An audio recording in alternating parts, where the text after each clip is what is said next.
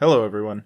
In this video, I'm going to take some time to tell you a bit more about myself by reviewing the games in my Steam library.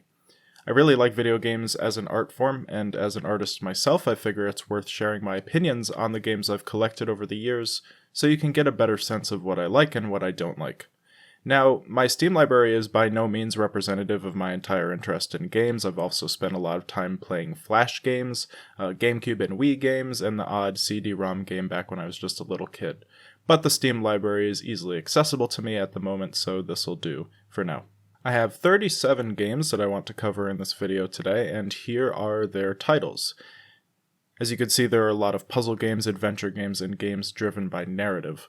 I'll cover each of these in a little bit of detail in this video, and I also have some bonus things to talk about at the end afterwards, like games that I didn't cover in my Steam library, and also my wish list on Steam, so stick around for that.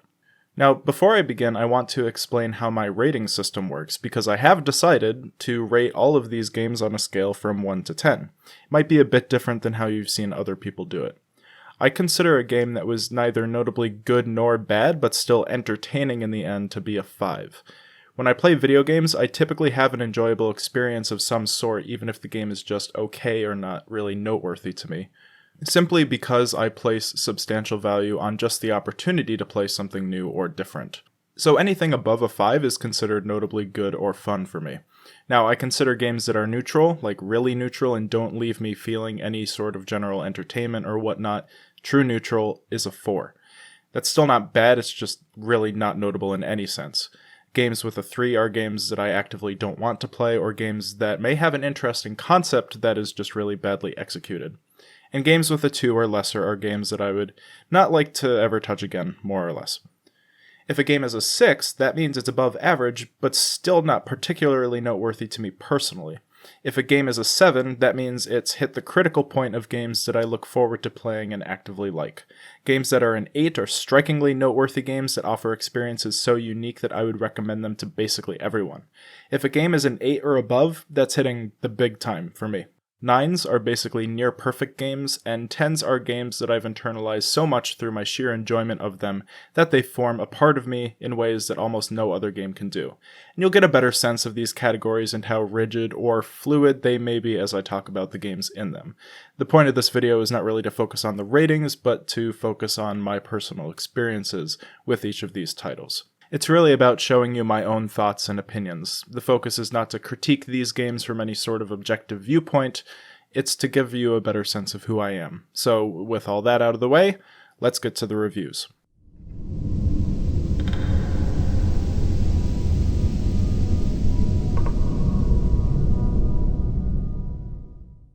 Antichamber by Alexander Bruce, aka Demruth. Antichamber was the first ever game that I bought on Steam after seeing a recommendation for it by the developer of Submachine, Mateusz Skutnik. This mind-bending puzzle game was a lot of fun for me. It provided a great introduction to how games could play with your mind in ways that I didn't really know existed. I believe this is the only game that I've pulled an all-nighter on because I was just so engrossed in solving the puzzles. This is also one of a few games which I've fully absorbed the soundtrack and made into regular listening for myself outside of gameplay. It's a hotbed of puzzle ideas and techniques for thinking outside the box, and it's a game that every puzzle fan definitely needs to play. I give Antichamber an 8 out of 10. Botanicula by Amanita Design. Amanita Design is a company that shares a similar conceptual space with Mateusz Skutnik games. If you're new to my channel, you'll hear me reference Mateusz Skutnik a lot. And Botanicula is the first game of a few of theirs on this list. It's unfortunately not really memorable to me, even after having played through it 2 or 3 times. The strongest point in its favor is the wonderful mix of natural imagery captured from a macro lens that blends the delicate nature of plants and organisms with creepier, rotted, and festering elements that mix in a delightful way. However, despite the main band of protagonists being predictably cute and quirky, the puzzles and game design just don't have any sticking points in my mind. I give Botanicula a 4 out of 10. DeadCore by 5 Bits Games. I've played through it once or twice, but I don't see a reason to touch it again. It's a game meant for speedrunning in a 3D world, and some of the mechanics are definitely cool to use, but ultimately this turned into just like a busy work game that I would idly play while on like a call with friends or otherwise just wasting time, and as a result I don't have any particularly positive things to say about it. It's just not my type of game. I give DeadCore a 2 out of 10. Dear Esther by The Chinese Room. I've played Dear Esther twice through, and that was all I needed. It is, by all possible definitions, a walking simulator. That's not a term I use as a pejorative, even if others definitely do. Like, you'll see a couple other games on this list are definitely like walking simulators, and I enjoy them dearly. But unfortunately, in the case of Dear Esther, the story was just not gripping enough for me to stay engaged. I feel like I've heard people at various points claim this game is significant to the development of storytelling in video games. And maybe it does deserve that merit, but I just don't have the patience or the mind for that type of story to fully appreciate it. I give Dear Esther a 2 out of 10, and I should point out, this is not me saying I think it's an objectively bad game. When I first played it, I liked the idea and I had the hour to spare, but I just don't ever want to play it again. Doki Doki Literature Club by Team Salvato. Doki Doki Literature Club was everywhere in 2017 when it was released. I watched a Let's Player play through the first part of it. I saw that everyone else was playing it. I saw that it was free on Steam, and I heard that there was some screwed up stuff that happens in it, and I decided to just go along for the ride, and I am very glad that I did. And I did end up buying DDLC Plus when it was released. This game's setup was completely foreign to me, as I've never really explored anything close to like an anime dating simulator before, and I still probably don't plan on doing that in the future. But that being said, I fully enjoyed the experience of understanding the characters through their dialogue, joining in on the hunt for all of the secrets and clues that make up the ARG game within the game, and of course the themes of control, reality, and breaking free of constraint that the game sets up. I give Doki Doki Literature Club an 8 out of 10. Euclidean by Alpha Wave Entertainment. Euclidean has perhaps one of the most unique game concepts I've ever seen. You are plunged into a watery abyss and you have to strategically descend into chasms and dodge Leviathan creatures on your way down. You're not swimming as much as you are falling and trying to guide the direction of your fall along the way. It's a very interesting concept, but unfortunately it feels like there's something huge missing from its execution that prevents it from feeling like it's fully spreading its wings. The game feels like it's lacking in a lot of polish, and it leads to the gameplay feeling about as murky as the water the protagonist is in, and not necessarily in a good way. Problem is, I don't exactly know what Euclidean needs to feel complete. Maybe the graphics need to be more cohesive and developed, maybe it needs to run in a better engine, or maybe I just need to experience it in VR, because that definitely looks like a trip. There was a lot of stress I felt in this game, not the type of stress that was clearly intended by the terrifying sea creatures ready to kill me at every depth that I sank to. For that, I give Euclidean a 3 out of 10. Firewatch by Campo Santo. Firewatch is unique in that I first watched a full Let's Play of it on YouTube, then I bought it for myself. And after buying it for myself, my first personal playthrough was not actually by myself, but instead with a bunch of friends from college. I let them make the decisions for the protagonist as we all crowded around the TV, because it's a game where you can choose to be as nice or as mean to your colleague as you'd like. And in both the Let's Play and my friend's playthrough, everyone was determined to be as nice as possible, and when I finally did get around to playing it by myself for the first time, I couldn't bring myself to choose anything but, again, the most cooperative options. I don't know if that says anything about me and my friends more than it does for the ability for the game to present engaging characters that compel me to see them and treat them as real people. The voice acting is some of the best that I've ever heard, and I personally love the national parks aesthetic. The emotional beats that culminate in the ending are also extremely well done. I give Firewatch a 6 out of 10. Flower by That Game Company. The mechanic of guiding a cloud of flower petals through different lands in Flower was super fun to control, and it's a good welcome breath of fresh air that lasts somewhere around 60 to 100 minutes.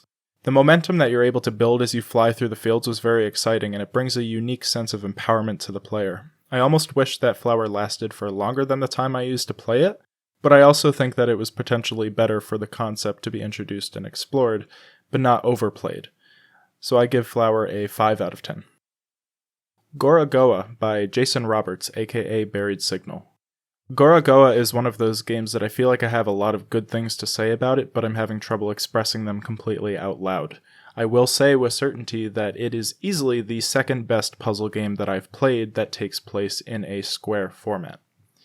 Granted, it's a very short list for games that meet those criteria, but they're both very good games, and Gorogoa is definitely one of them. The mechanics of how these puzzles work break all the rules of time and space in delicious ways, but it's also doing it in very clean, responsible, and satisfying ways. If I had all the time in the world, I would probably try to visually map out each screen in relation to the others to the extent that that could even be possibly achieved. This is another game in which the runtime is a bit on the shorter side and leaves me clamoring for more, but again, that's a good thing because it does not overstay its welcome. I give Gorogoa an 8 out of 10. GRIS by Nomada Studio. GRIS is in many ways the epitome of expression of one of my favorite art styles. This game is utterly beautiful in how it conveys its themes and environment through the combination of geometric form and color. Any one of these screens in the game could be used for the splash screen for Adobe Illustrator or Photoshop to inspire people, I feel. It is an absolute treat for the eyes and also the ears, featuring impeccable sound design and attention to clean detail in just everything about it. You will cross bridges made of starlight and platforms that form completely right as your foot takes its first step on it, and every rotating object and architectural form is made with complete geometric perfection. It is just absolutely a treat to experience, and I give GRIS a 9 out of 10 for that. Half-Life and Half-Life 2 by Valve, as well as Black Mesa by Crowbar Collective. Everyone should play Half-Life and its sequel Half-Life 2. Full stop.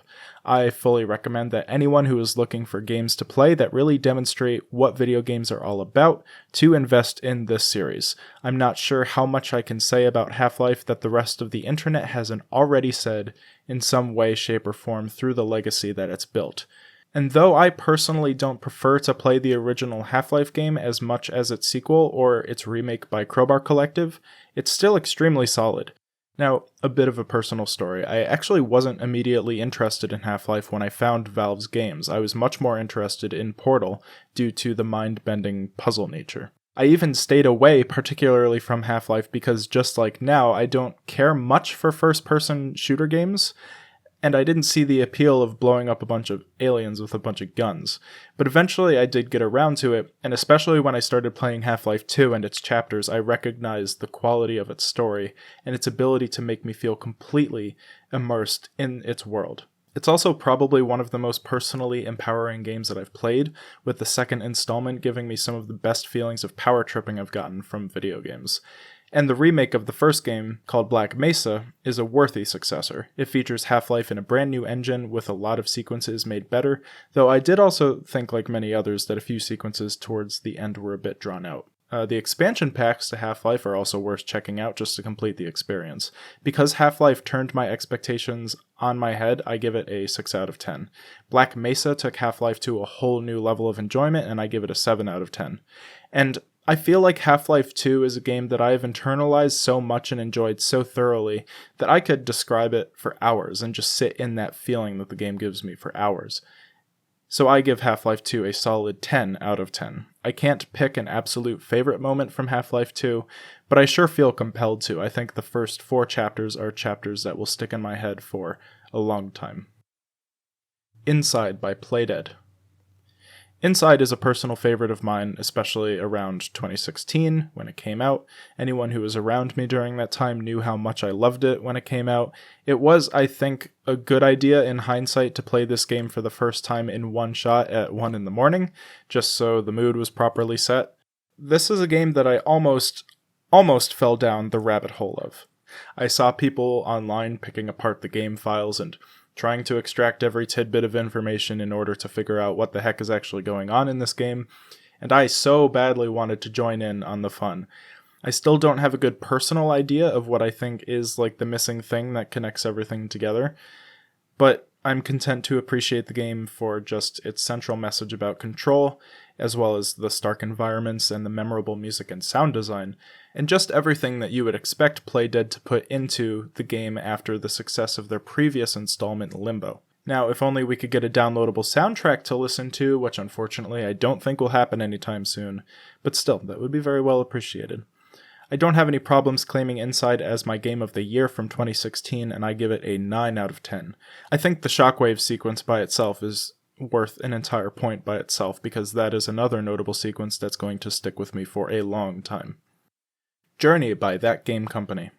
Journey is just one of those games where you have to play it for the experience, and it really hit home for me how games can be treated as not just games, but little slices of art that you can dive into for a little while and just experience something completely different that you can't, unfortunately, directly experience in the real world. Journey did that for me. I think I first watched a Let's Play of this and afterwards decided that it was still worth paying money to play it for myself, which stands as a testament to the experience that it offers people. I give Journey an 8 out of 10. Kairo by Richard Perrin, aka Locked Door Puzzle. Kairo is not the flashiest puzzle adventure game by any means, but it holds a special place in my heart. It is clean, it is simple, and it offers visuals striking enough to make you wonder at the world around you. And alongside Antichamber and a few other games on my list, Kairo's soundtrack is another one that I have listened to constantly outside the game itself. This one probably more than any other game on this list. I've listened to it so much, as a matter of fact, that it's almost completely divested from the game itself in my mind. I've listened to it on long car rides and while doing homework, and in fact I'm deciding to put it on right now as I write the script out. Everything about this game offers a basic but significant look into the fascination of puzzle games. The puzzles themselves might be a bit too obscure at times, but their structure of how they connect with each other to unlock more areas of progression in a very modular fashion is very simple and enjoyable for that reason. I want to talk about Kairo more in a future video, analyzing the puzzle design in some way. It's just a game that beckons me to do so. We'll see what happens with that. And for all of that, Kairo gets a 9 out of 10 from me. Again, it's not a flashy, complex, or defining game of its genre, but if you have the chance to pick it up and give it a shot, I highly recommend it. As I said, I have a soft spot for it. Limbo by Playdead. Limbo is the predecessor to Inside, and almost as fun. I think this is a game that a lot of people know about, even if it's not talked about too much, and it should rightfully be known to a lot of people. I personally don't enjoy it quite as much as Inside, even if Limbo's puzzles might be better and more diverse than those of Inside, but Inside just hits stylistic and story beats that appeal to me much more personally. But I still love very much everything about Limbo. It's interesting how both of these games have managed to make something special about how you die, in just the myriad of ways it's possible to do so. And the deaths in Limbo are particularly gritty with an appropriately unpolished feel to them. There are a few moments in this game that I think are significant, and at this point I'm wondering if I should start to keep like a running list of all the moments I've experienced in video games that I consider highly special, given that I've pointed them out in the last few games on this list. There's a mini moment like this in one puzzle where there are these two huge weights that are being controlled by the player, and they make extremely satisfying thuds as they hit the ground. It's just very nice to the ears. There's another moment where the player pulls a lever that sends a shock through the entire screen, and it brings on this torrential rainstorm that just hits like a truck, which gave me a bit of whiplash, so that one was good. And there's also a moment on a secret path in this game that I won't describe too much because it's a secret. But I'll just say that the player has death all around them, and they're riding through it with the ambient music kicking in and blurring, muffling out the sounds of the machinery around them, as if they're like metaphorically surfing on a wave of all the carnage and injury that can fall upon them at any moment in Limbo, and managing to stay on top of it. It's quite amazing. I give Limbo a 7 out of 10. Little Nightmares and Little Nightmares 2 by Tarsier Studios. While we're focusing on particularly notable sequences or moments in video games, by golly, Little Nightmares and Little Nightmares 2 are full of them. But considering that each game is made up of like 5 or 6 chapters, and each chapter is sort of its own unique entire sequence in itself, if I were to name my favorite sequences or moments in these two games, I'd probably just end up claiming like 30 or 40% of the games in their totality. I'm not much of a horror games fan, and games like Little Nightmares, Limbo, and Inside are about as close as I get, save for one other game further down on this list. I feel like these games fall into a genre that's not quite like classical horror, what most people think of, but they're definitely not light on the feelings of creepiness and terrifying imagery. Maybe it's that they don't do jump scares and other things that exploit the body's natural fear reactions. They instead focus on themes that sit with you and enter your system slower and permeate your senses the more that you think about them.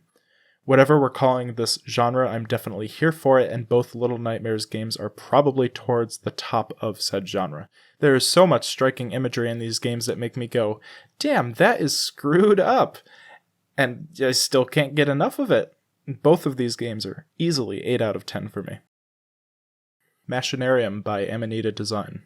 Machinarium is the other game by Amanita Design that I'll be reviewing on this list, and I like it a lot better than Botanicula.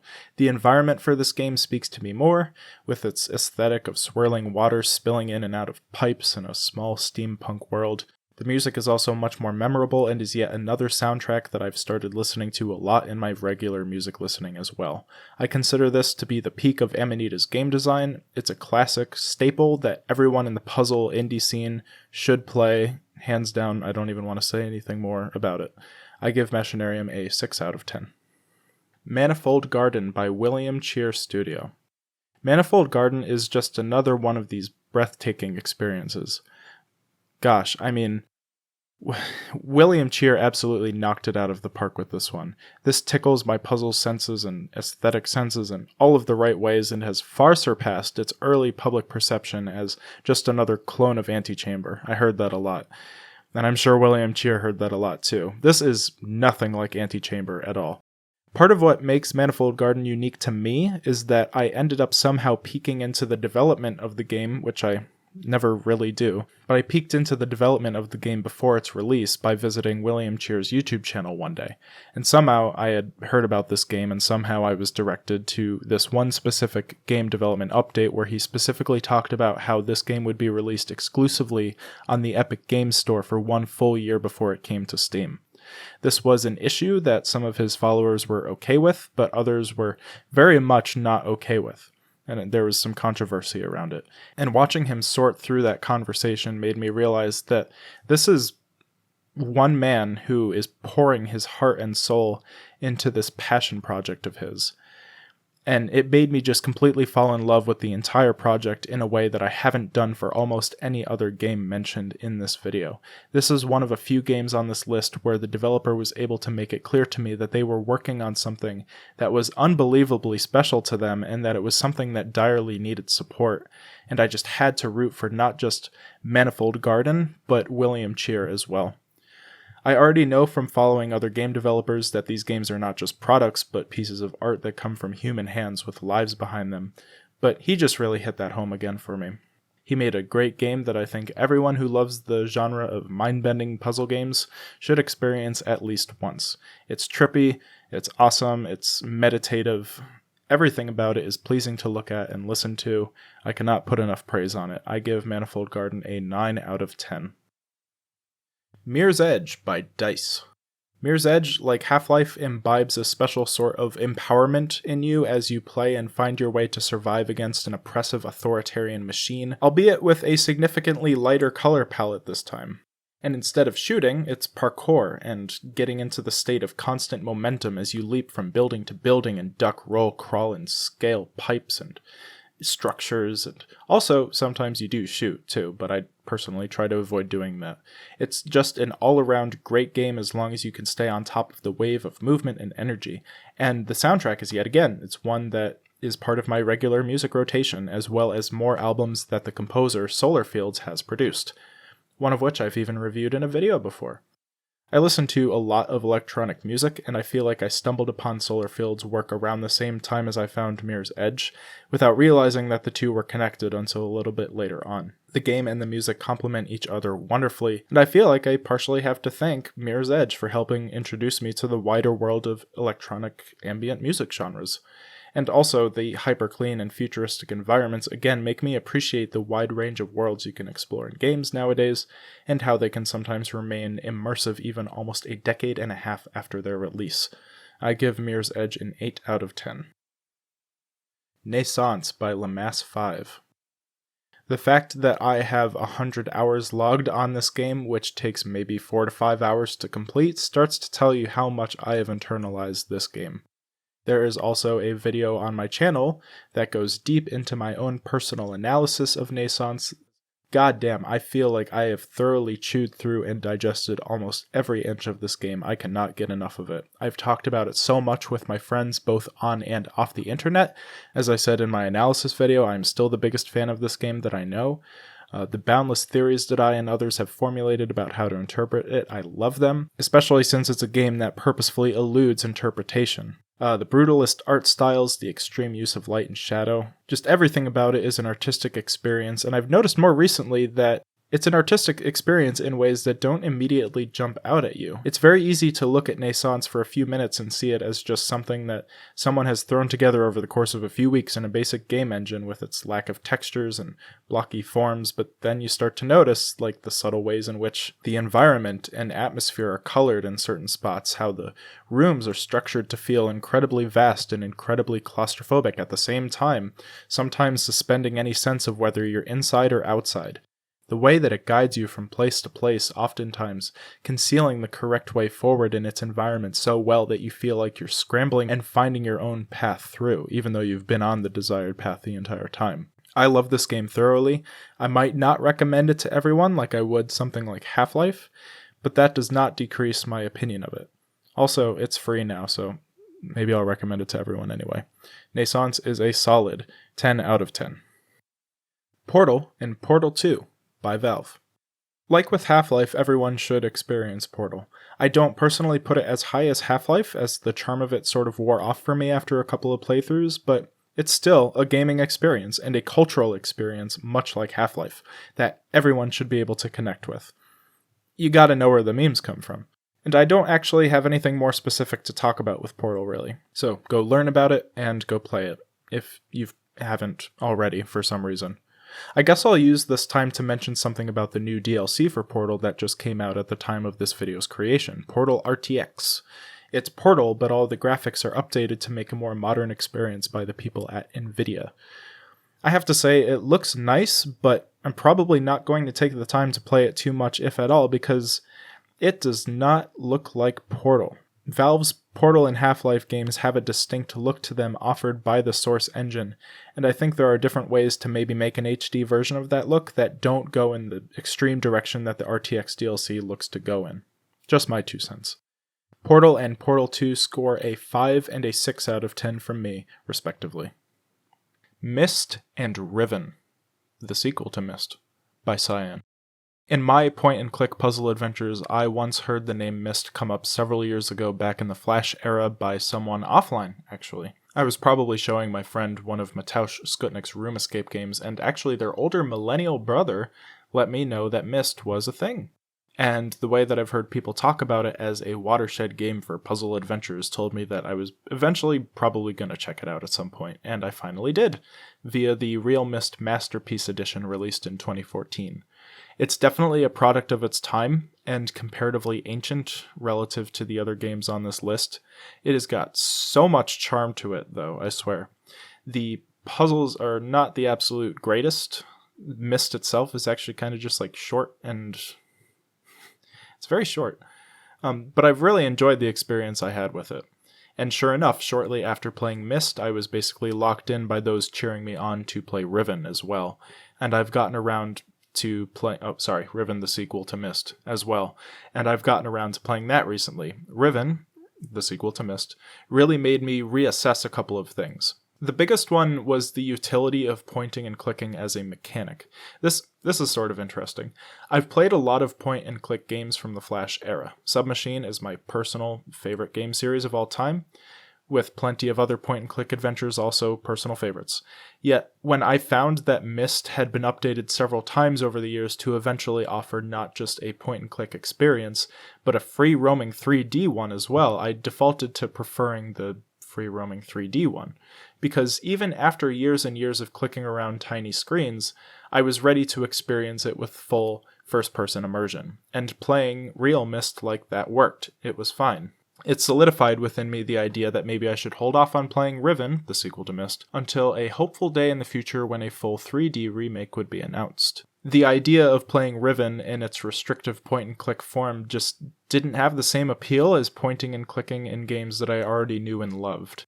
And then the remake got announced, so I was set to wait. But then after some gentle pushing, I caved and bought and played the original anyway. And, oh man, I think it was around like hour number 7 when the backtracking started to really kick in. And that's when I realized why the point-and-click format was actually the right choice all along. Riven, the sequel to Myst, is not a small environment, and especially compared to Myst, it's huge. As liberating as hiking the islands in free 3D might feel, it does not have the speed and flow that speed clicking through the islands has. And even in speed clicking, like the hitboxes for screen changes in this game are incredibly well placed. This game feels good, more than I expected for a game that's as old as me, literally. And the puzzles are delightful, much more involved than those of Myst, while being less obtuse overall. I was genuinely taken aback and positively surprised by Riven and my enjoyment of it. That's definitely worth something special. It actively challenged my preconceived notions about playing video games. I put Myst at a 5 out of 10 and Riven at a solid 7, maybe an 8 out of 10. I'm not sure if I'll get around to Myst 3 or not in the future, but if it holds up to the standard that Riven set, I might give it a shot. Slice of Sea by Mateusz Skutnik. Slice of Sea is the first splash on Steam by Flash puzzle game developer Mateusz Skutnik, who's responsible for Submachine, Daymare Town, and Covert Front. Every one of my regular viewers knows how closely I've been in touch with Mateusz's projects over the years, and I'll just say here that for those unfamiliar looking for recommendations, Slice of Sea is a monster of a puzzle game that will keep you occupied and is up there with Amanita Designs games with Mateusz Skutnik's own special flavor. I have a review video on my channel for this game, as well as a more in-depth talk I did with another member of Mateusz Skutnik's community on my second channel, where we dive deeper into Slice of Sea's mechanics and role in the wider Daymare Town universe. So be sure to check those out for my full thoughts if you're interested. I give Slice of Sea an 8 out of 10. SOMA by Frictional Games. This is the only game I've played that I think has the label of being capital H horror, so as described before, not a genre that I care for, but I definitely connected with SOMA. The combination of the sound design, the story beats, hours of accompanied internal philosophizing, and the myriad of defining moments really pull this game together into an experience like no other on this list, and that's with a yet unmentioned game that also talks a lot about consciousness and the mind-body relationship through another form of data packet access. SOMA just has the perfect balance of cerebral experience and stealth horror, in my opinion. There's a sequence that takes place in a certain chasm towards the end of the game that I'd like to officially put on the board of moments in games that I find particularly memorable, where it's just you and the swirling waters around you trying to press forward in near darkness. Ultimate immersion in this part that I'm describing. That being said, I do feel like my overall experience was lessened noticeably on the second playthrough, even after not having played it for a couple of years in between. I'm not sure if it's because a lot of intrigue was tied to simply not knowing what I would stumble across next the first time I played, but certain moments just didn't hit nearly as hard the second time through when I otherwise expected that they would. Still, the first playthrough was enough to solidly consider this horror game worthy to join my beloved puzzle games. I give SOMA a 7, possibly an 8 out of 10. The Stanley Parable and the Stanley Parable Ultra Deluxe by Crows and Galactic Cafe. I get the feeling that if you know most of the games in my Steam library that I'm sharing with you, you probably know or at least should know the Stanley Parable. Let's just say that I fully accepted all the gags in it. It's good. It's great. Hit well with me. The self-referential humor, the push and pull between you and the narrator, all of it is just good old fun on the computer. And then the Stanley Parable Ultra Deluxe comes out of nowhere and took this gem of a game and made somehow a bigger, more beautiful gem out of the first gem without losing anything in the process. The Stanley Parable ran the risk of overplaying its hand, I think, with the Ultra Deluxe version, but somehow it doesn't. It still provides stellar meta-commentary in a full-sized expansion, and there's a sequence with pushing a particular button in a room that flies through time that definitely grabbed me, and I think it'll similarly sit well with anyone who knows my favorite games. It was delightfully frightening at times. I'm not sure I'll need to revisit this game in the future, as it's a game that, ironically, I don't think I need to begin again. It was fun while it lasted, and I'm glad I was able to experience it. And for all of that, Stanley gets a 7 out of 10. A Story About My Uncle by Gone North Games. This game was pretty cool on its first playthrough, but ultimately didn't really grab me enough to be memorable in the long run, even after a second playthrough. It's really not my type of game. Perhaps if I was into speedrunning, then I would appreciate the levels more. However, I will say that unlike the other speedrunning oriented game on the list, A Story About My Uncle does have cool blue glowing symbols and floating moss islands in it, as well as blue energy that you can shoot from your hands, and that does do something for the core of my aesthetic being. So let's give it a 4 out of 10. SUPERHOT by SUPERHOT Team. I've sunk about 100 hours into SUPERHOT because even though the campaign is short, there are just too many fun ways to kill these red guys. All the different challenges and the maps and the endless modes, everything. The sight of bullets and their red streaks flying across the map right in front of your face, launching bullets of my own into the red guys or wielding a katana, just never gets old. It seriously doesn't. The story is a bit bare bones, but not much story is needed with such an awesome mechanic of time moving only when the player moves. You'll quickly realize that in some situations, especially with the challenges, you'll have to strategize in real time the steps and the shots that you take in order to achieve your goal, something that the game builds up for you bit by bit. It's a satisfying way to move and shoot and feel like Neo from the Matrix all at the same time. There's a bit of a puzzle aspect to it. I give SUPERHOT a 6 out of 10. I also remember enjoying the sequel too, but unfortunately I'm still stuck on the ending, so to speak, so I haven't been able to go back through and refresh myself on it in time for this review. If you've played the game, you know what I mean.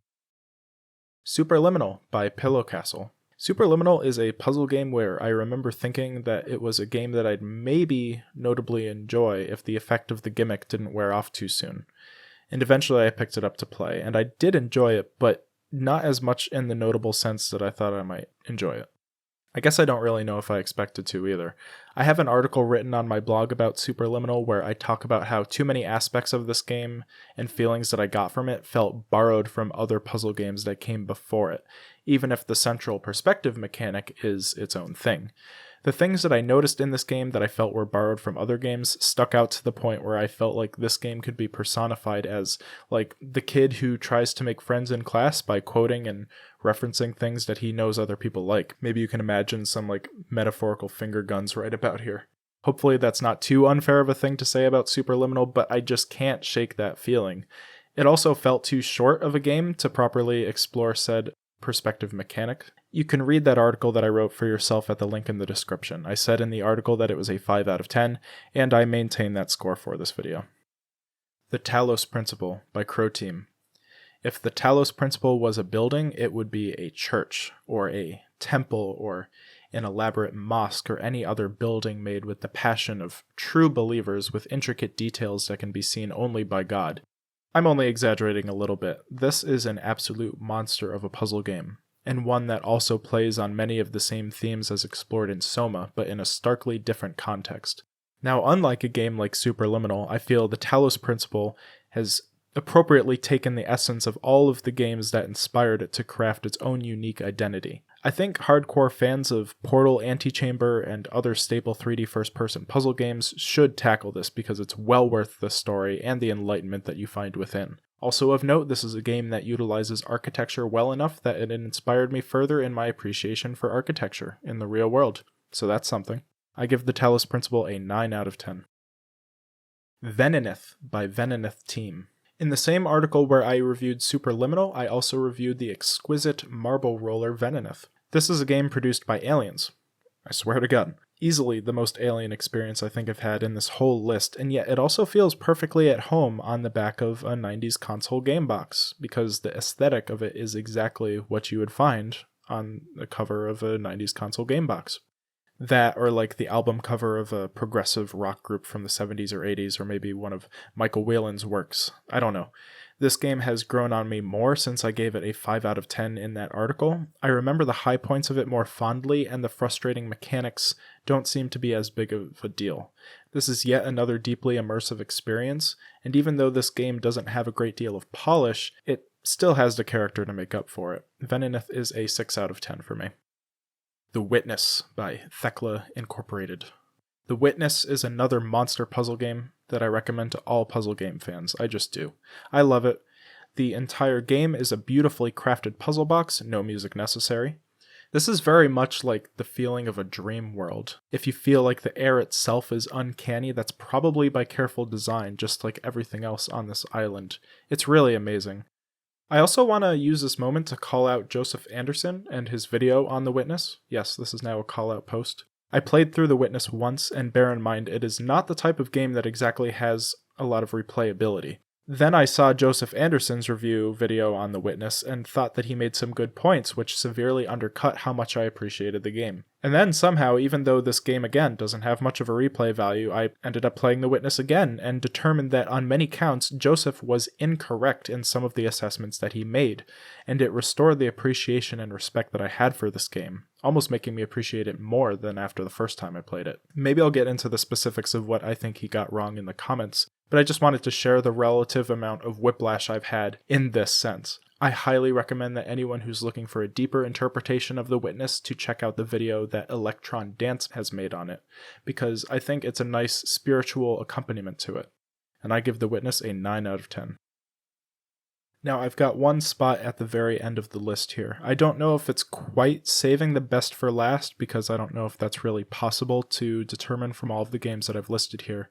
I've already struggled enough with coming up with a fair rating system to categorize all of these wildly different experiences, but I think this game deserves a special mention because, well, it just does. It's not a game that I've internalized for such a long time like I have with Naissance or Half-Life 2, nor does it have the same type of true replayability that those other games do. Well, maybe replayability is not the right word to use considering the central game mechanic, but you can only really experience it properly once. It involves everything that I love about puzzle games in the sense of figuring out what to do and where to go next, weaves together this story, this history of a time before our character through an intricate system of notes, and also, goddamn have I ever wanted to play a game in space like this. It is Outer Wilds by Mobius Digital. I want to recommend this game to people that I don't think would ever care for it in a desperate attempt to make them understand the part of me that loves everything that I love about video games, like my own personal aesthetics and preferences. Submachine fans definitely need to play this game because you will understand everything about why I love it almost immediately. Outer Wilds explores concepts that Submachine has also explored, but in its own distinct way, with a completely different approach. And I'm convinced, biased as I am, that Submachine and Outer Wilds complement each other, unwittingly, in ways that should be discussed, perhaps in a future video. I think there are enough parallels to draw between the two to treat Submachine as like the evil twin to Outer Wilds. I do really think that. I should also point out that the DLC for Outer Wilds contains the only moment that I have ever experienced in a video game that made me say, "Holy shit," out loud, completely unprompted, like as a pure reflex. The moment was just that good to be the only time I've ever uttered anything out loud in that fashion while playing like that. I need to talk more about Outer Wilds, and I hope that I can do so in the future. Play it. 11 out of 10, for what it's worth. Why not? So, those are all the games that I've decided to review for this video, but I did promise some goodies at the end, so here we go. There are more games in my Steam library that I chose not to review for some reason or other, and I'll just list them here in case you wondered if I've ever played them. There are some mods on this list like Entropy Zero and Minerva Metastasis, as well as some demos, which are for games that I do think look pretty cool, like Exo 1 and Lorne's Lure. I've enjoyed both of those. Then there are a few games by the devs at Rusty Lake, like Cube Escape Paradox and Samsara Room, that I think deserve to be treated as all like one series, and I don't really need a review of those until I get around to playing all of them. I have some games that I've noodled around with friends just for fun, like Gary's Mod, Golf with Your Friends, and Team Fortress 2, and some games that just don't feel like the type to review for whatever reason. Emily is Away, The Old City Leviathan, Samaras 2. And finally, this game that is a parody of The Witness, which is just awesome, and it transcends any possible review that can be ascribed to it. It is The Looker. Jonathan Blow doesn't like it. He is wrong to think that. And finally, at the very end here, I'd like to show you my Steam wishlist, just to be thorough in showing my interest in Steam games. Probably will not be of any surprise to anyone who knows me that Submachine Legacy is my most anticipated game, because it is the remaster or remake of Submachine, my favorite game series. Shortly behind that is Memory of a Broken Dimension that has been in the works for a long time. I remember playing the demo of this game back in 2015, and I hope that it sees the light of day someday. Both these games I am playing when they come out, no questions asked. Then there's 12 Minutes, a game that has been recommended to me enough times that I will most likely be playing it hopefully soon. Then from here, the rest of the list are games that I'd ideally like to play next if I had all the time in the world. That list includes Ori and the Blind Forest, Return of the Obra Dinn, Scorn, Tunic, and Sable. Cocoon is also on this list, and actually, before I talk about Cocoon briefly, I should talk about the third hidden game that will be an insta-buy from me when it comes out, and that game is Playdead's third game, whatever they have cooking up there in Copenhagen after putting out Limbo and Inside. I was disappointed to not have seen anything about it at this year's Game Awards, but I hope that it'll come out in due time. It's been interesting hearing what news has come out of Playdead in the past few years, as there are now 2 games that have come out from 2 different studios, headed by former employees of the company. Cocoon is one, developed by Geometric Interactive, and Somerville is the other, developed by Jumpship. Neither game grabs my interest as much as whatever is being teased in images for Playdead 3, and I'm specifically wondering what's going on with Somerville after seeing that it has mixed reviews on Steam. And jumping back to Playdead, I'm hoping that the company hasn't been impacted too much by those employees leaving, because again, their third title is what I'm anticipating most alongside Submachine Legacy and Broken Dimension. Alright, that's all I have to share with you all today. Hopefully this painted at least a partial picture of who I am in regards to my love of the artistic medium of video games, leaving consoles, CD-ROMs, and the countless Flash experiences aside. There are definitely specific things that I pay attention to when choosing what games to play and reflecting on what made specific games enjoyable or not, and I hope I was able to communicate that. If you have any burning recommendations that you think I'd like, or any other relevant thoughts to share, leave a comment and I will definitely try to get to it. Thanks for watching, and I hope to see you in the next video.